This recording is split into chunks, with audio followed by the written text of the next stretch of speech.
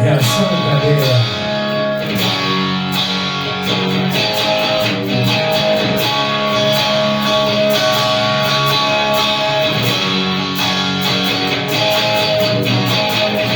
Qual é o teu segredo?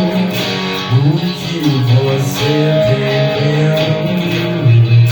Eu sou um brinquedo que pode se quebrar.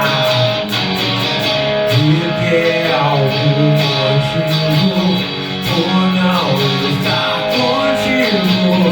Quero saber se você tem um novo amigo que ama você como eu amei e que também vai te proteger e te dar o que eu não te dei. Me desgaste, me odeie, só não me esqueça.